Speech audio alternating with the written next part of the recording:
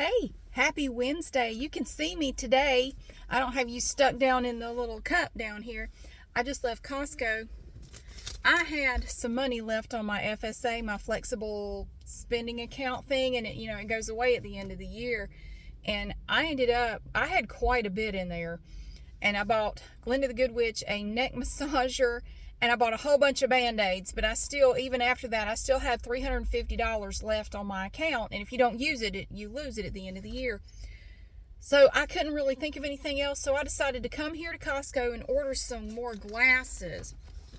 I thought it wouldn't hurt to have an extra pair of sunglasses, so I went ahead and I ordered an extra pair of sunglasses and another pair of computer glasses. I have my receipts here. I need to hang on to these so I don't lose them. They said it would take what did he say?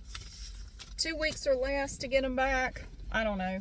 But I at the tender age of 50, have just bought my first pair of Ray-Bans. I've always wanted a pair. I could never, I didn't want to pay what they cost. I thought they were too expensive, but I was trying to use up the money anyway. So my sunglasses are actually Ray-Bans, which I've never had in my life.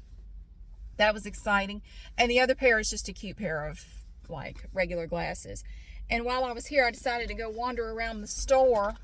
I picked up 2 of these. I got these big packs of Pockies. I'm going to wrap these and put them under the tree for my kids. These were $10 each. We have, what do we have? Cookies and cream, chocolate, cream covered biscuit sticks, and strawberry. So I bought 2 of these. I got 1 each for my kids. I'm gonna wrap. They'll never guess what that is. And what do I not need? What is the one thing I really don't need? That would be pants. So of course I bought 2 pairs of pants. I bought 2 damn pairs of pants. These are cute though. I'm sorry.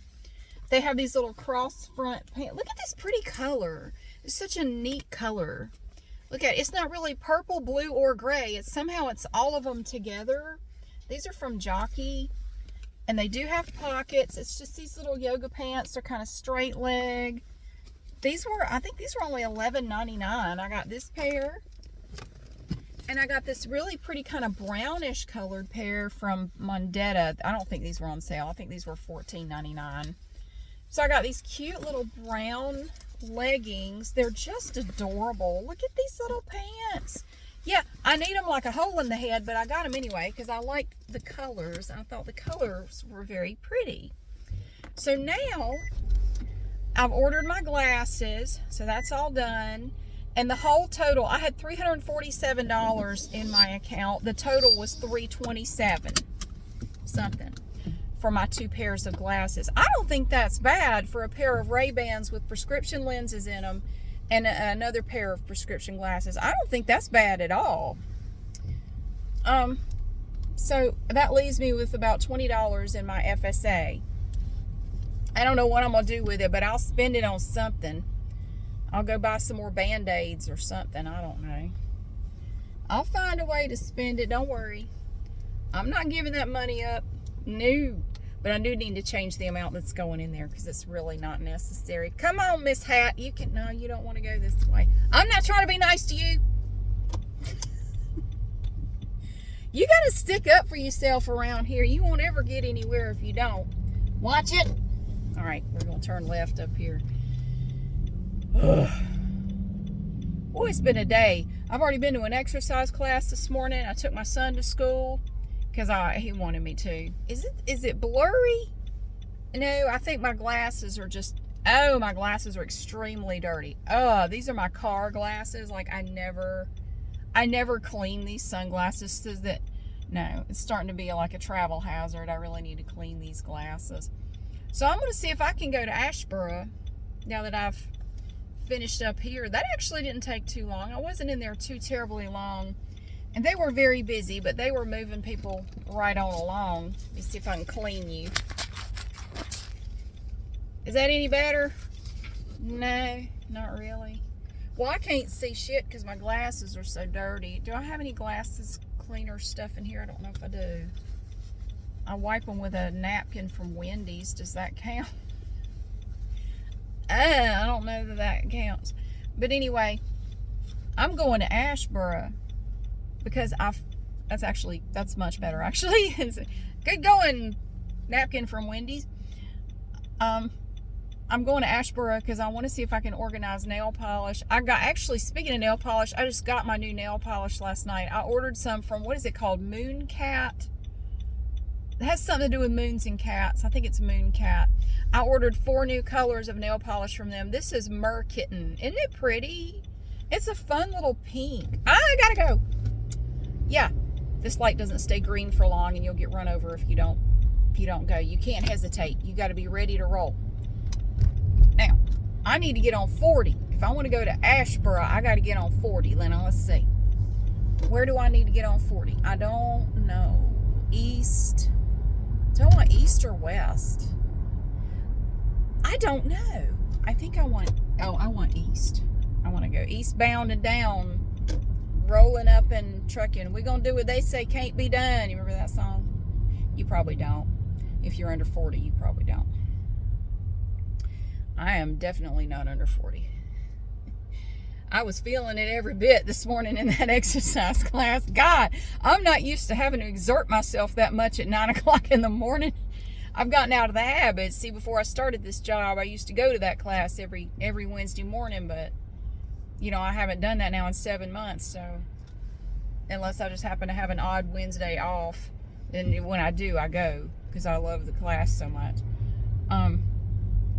But we're going to Ashboro. My son used to call it Ashboro. We're going to Ashboro.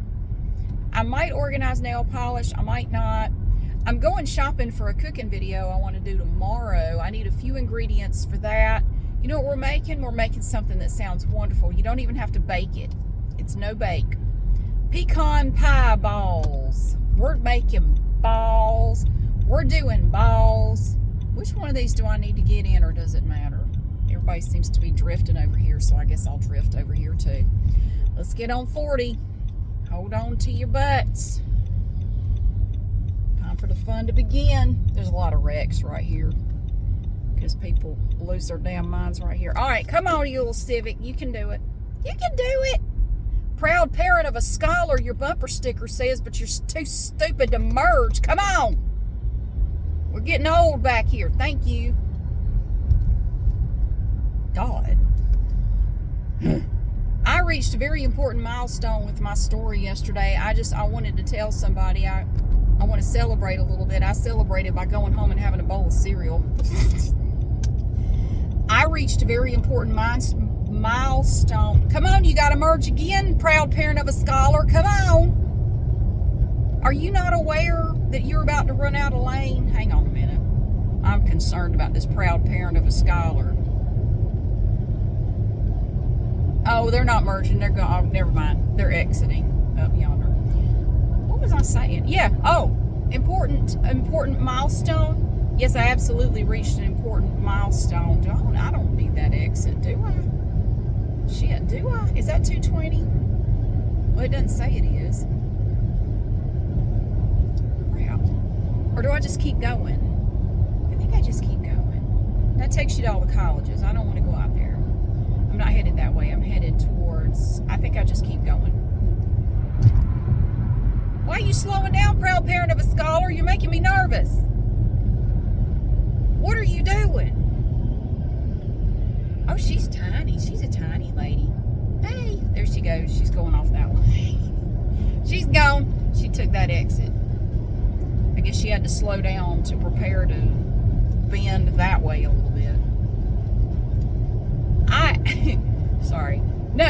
I finished part 1 of Holiday yesterday afternoon. Yes, I finally finished part 1 of Holiday. I'm very proud of that. It's very long. How long is it, Mary? It is about 500 pages long.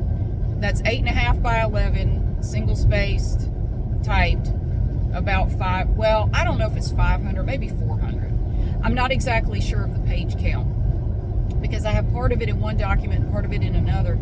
I would say it's at least 400 pages, and I finished it yesterday.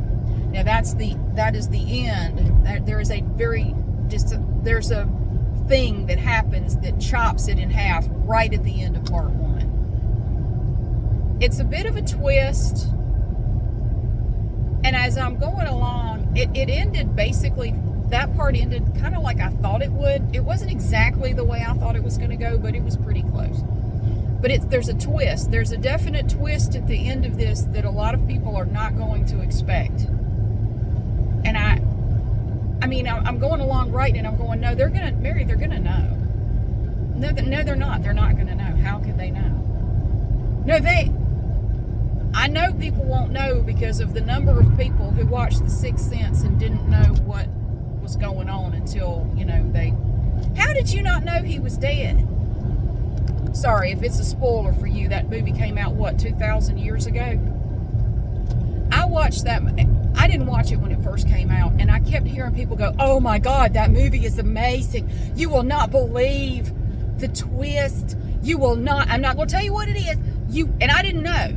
Nobody told me. Nobody gave it away. You got to see that movie. Oh my God, it will blow your mind. Okay, I'll watch it. So I was at home and I watched it. So I'm laying on the couch. This was years ago.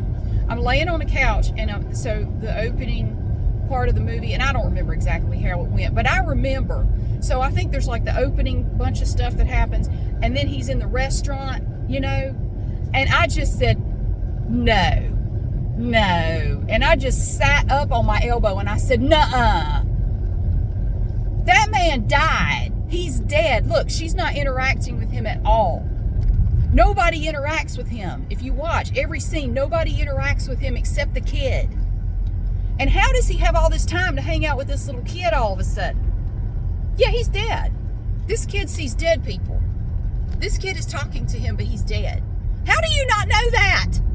So the sheer number of people who didn't see that coming and were just blown away by, yeah, you're not going to see the twist coming in at the end of part 1 of Holiday. You're not going to see it. There is one. And it's one I didn't know about when I started writing it. I learned it as I went along. I found out about halfway through writing part 1, I found out what was going on. And it changes a lot of stuff. That's all I'm going to say about it.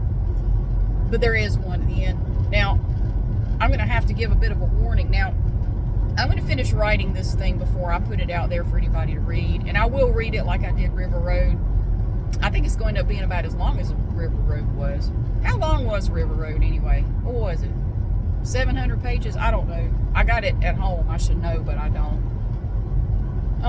There are, in part 1 of Holiday,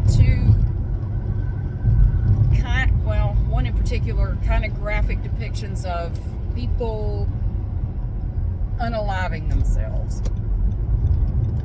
I'm going to have to mention that because the second one is kind of graphic.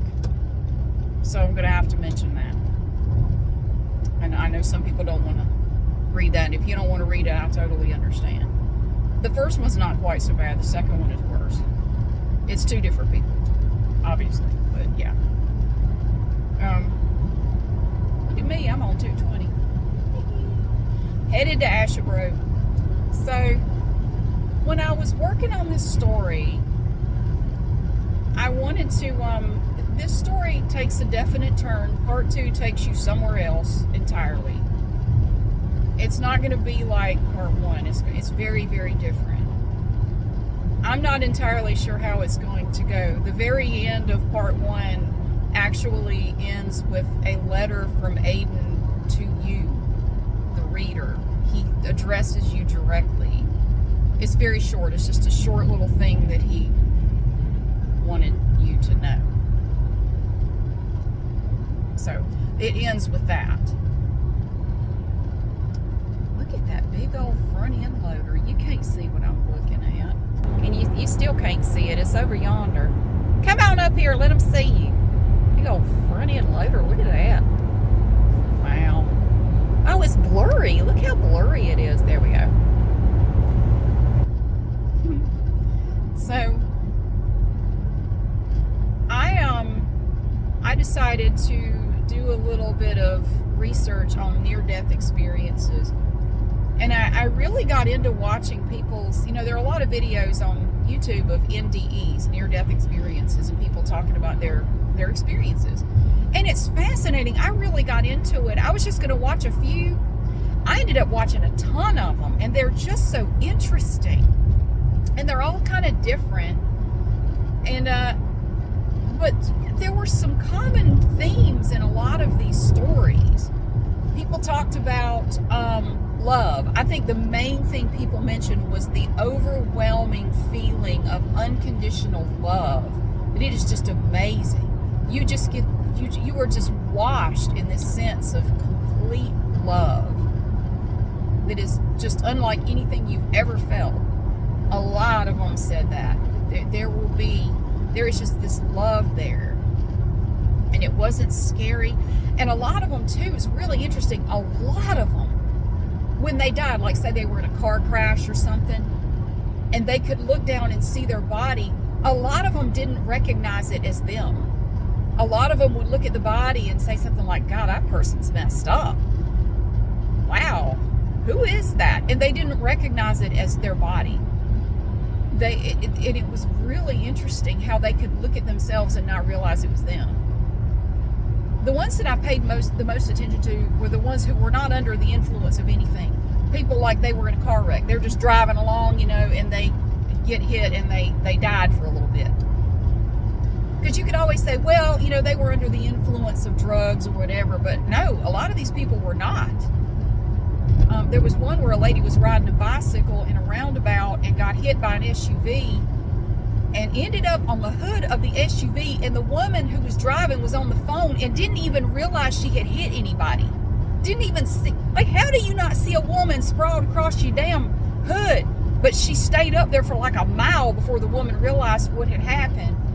And she's up there like passing away on the hood. She's bleeding to death or something. And she died for, I don't know, 10 minutes or something. They couldn't get a pulse. She was gone. And her story was really interesting. I don't remember the details because I've watched so many of these.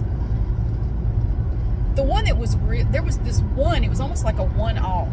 This guy, okay, he was coming up to a stop sign. He was on his way to work. He was kind of in a hurry because he was running late. And he comes up to the stop sign at this T intersection. And he went to turn, and this car just came out of nowhere going like 100 miles an hour.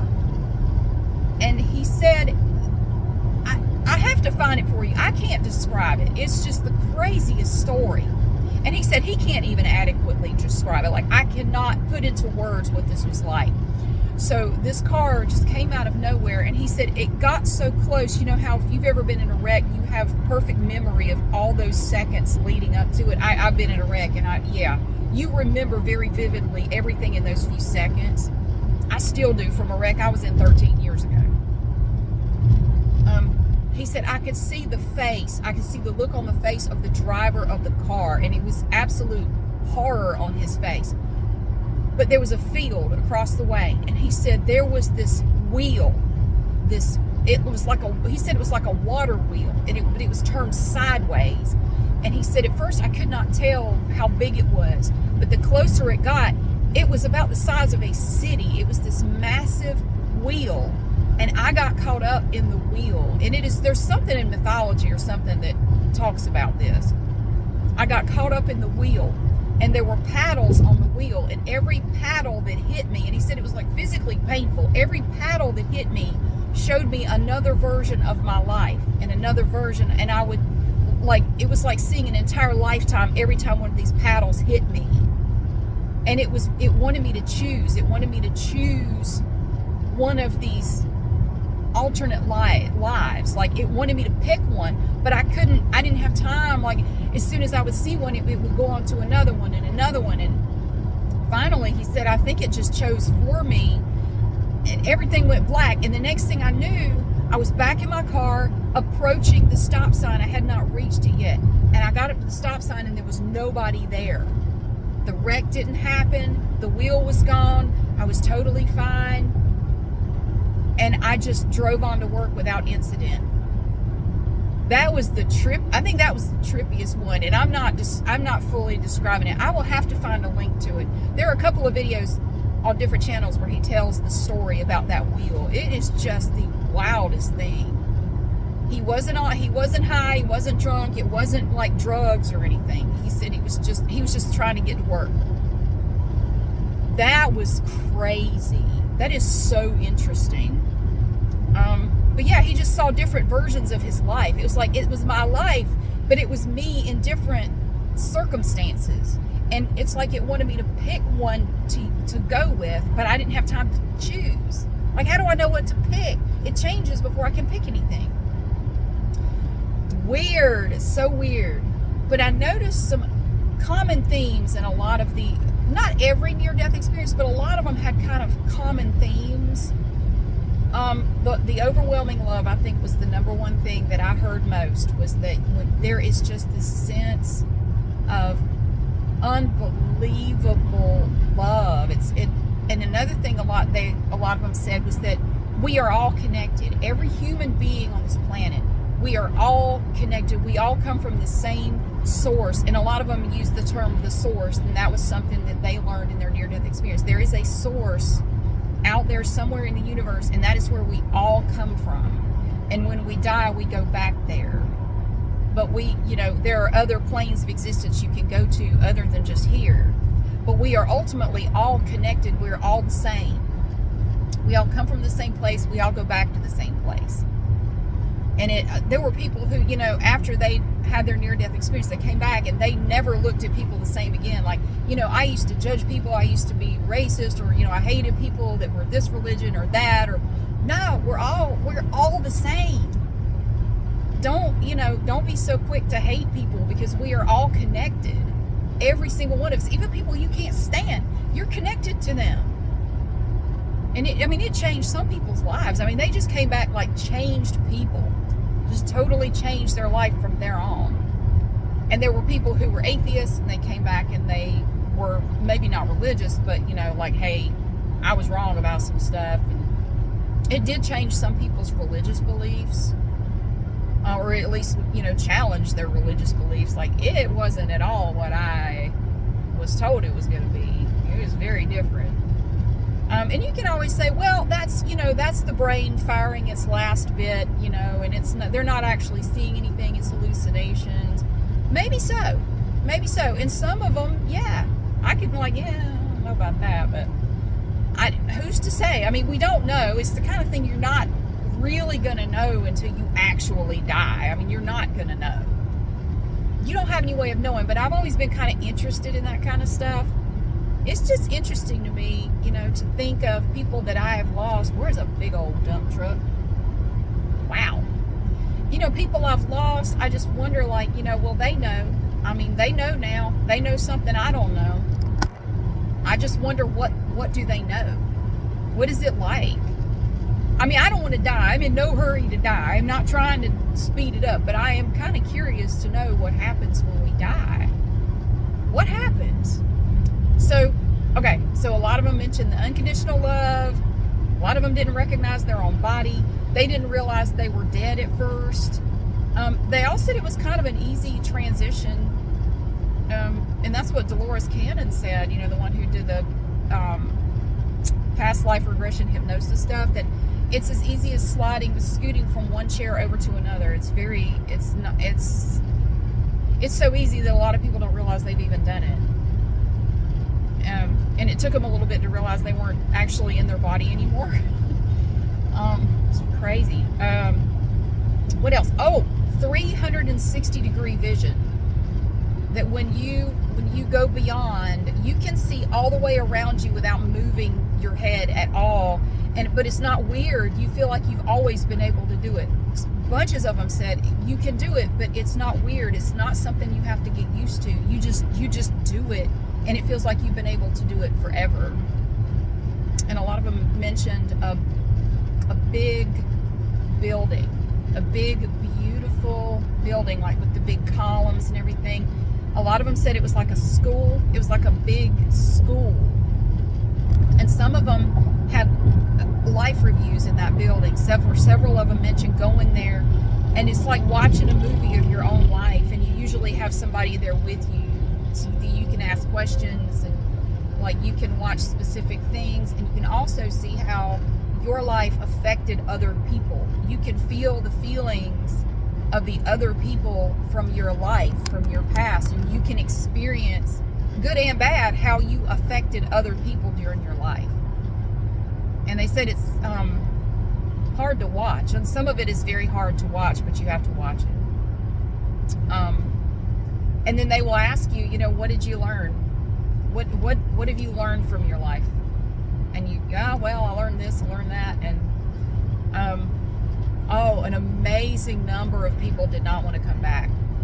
They did not want to come back. I mean, even people who had really good lives, they got kids, they got families, people they loved, they didn't want to come back. They were so happy there, they didn't want to go back, but they were told, I'm sorry, you got to go back.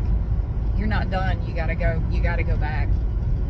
But they didn't want to. They wanted to stay because it was so great. They didn't want to come back here. Because a lot of them, like say they were in a wreck or something, when they went back into their body, it was just immense pain, and that was something that they were kind of not wanting to do. Like, it's going to be painful when I go back. Yes, it is. It's going to hurt, but you got to go back. I'm sorry, you can't stay. Some of them were given the choice. Some of them were given a choice. You can stay here or you can go back. And obviously the ones that are telling you the story are the ones who chose to go back. So I guess it depends on where you are in your journey or whatever, or if you can stay or if you have to go back. I don't know. It's just really interesting to me. What else was a common theme?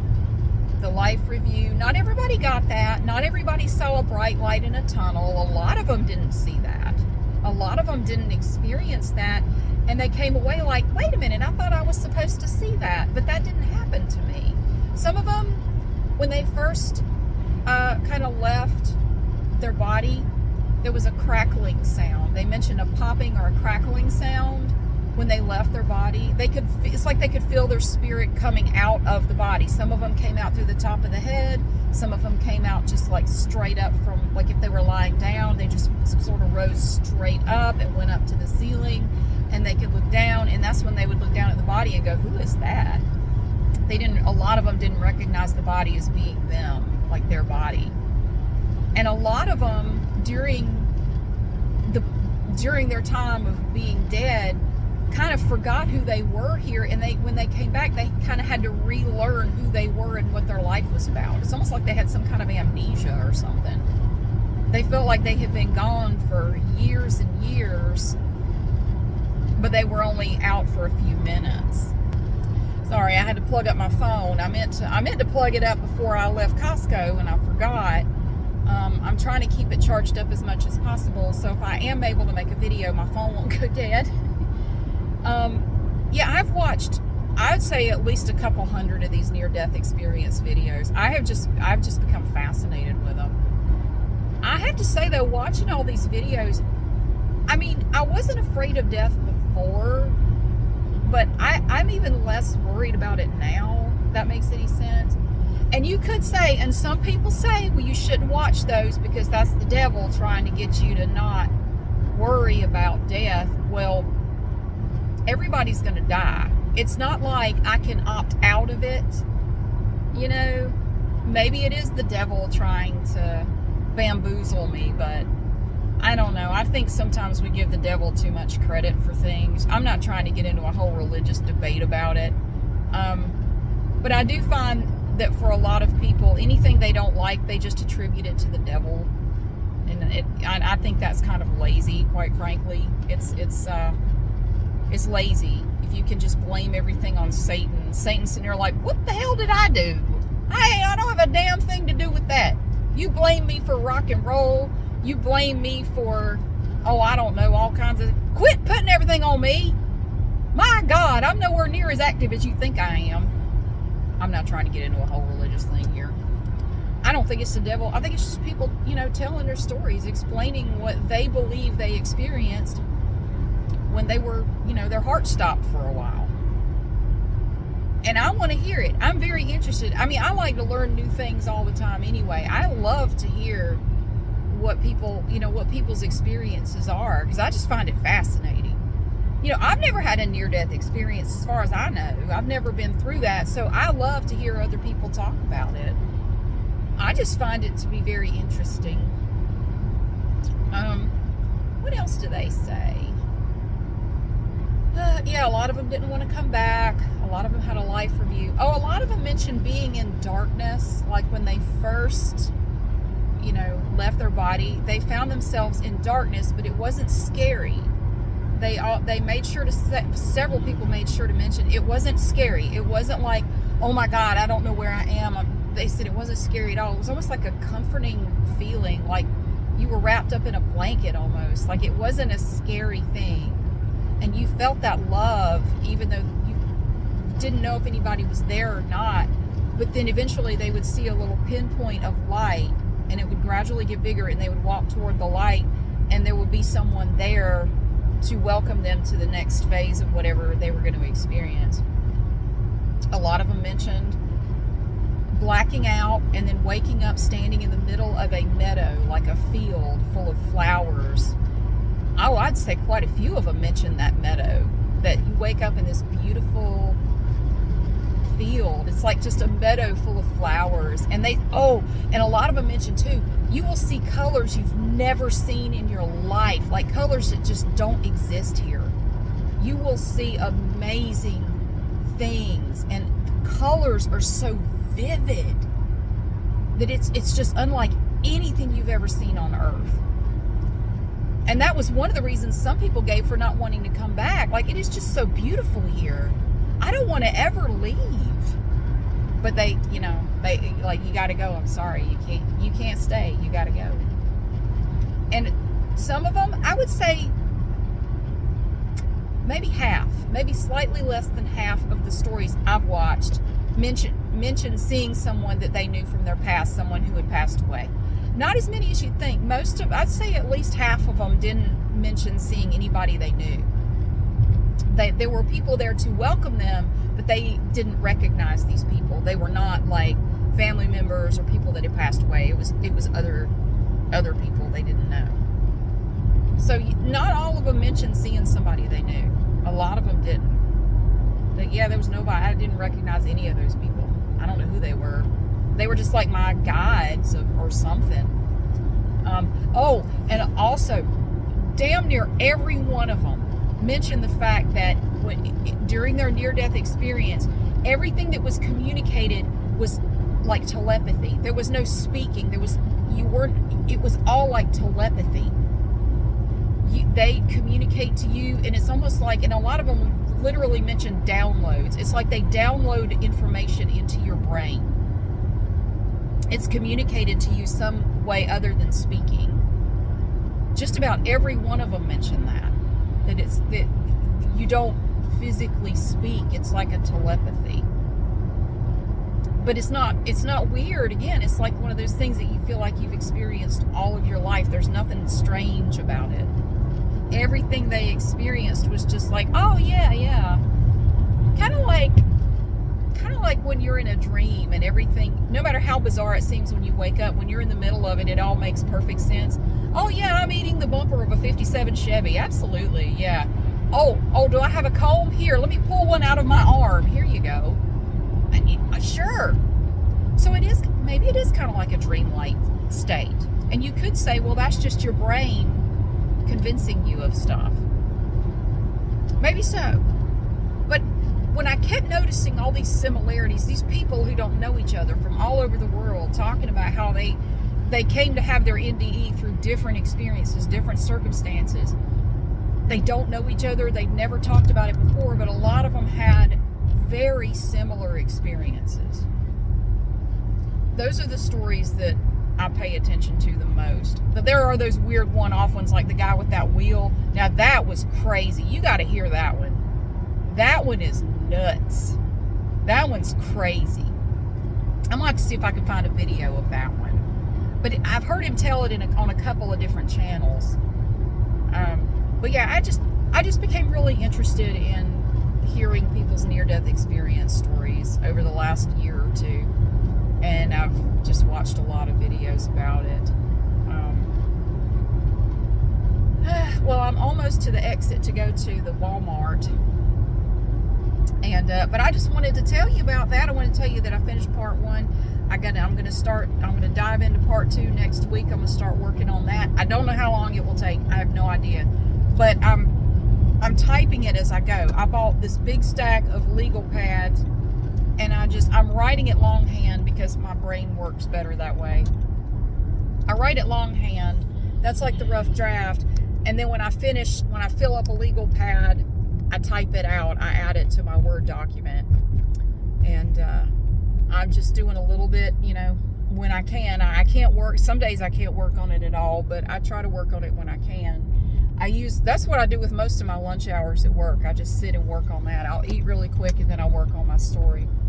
And I've gotten a lot done on it since I started this job. It's been really good because it gives me an hour every day to eat and then work on it. I'll have 45 minutes to work on it.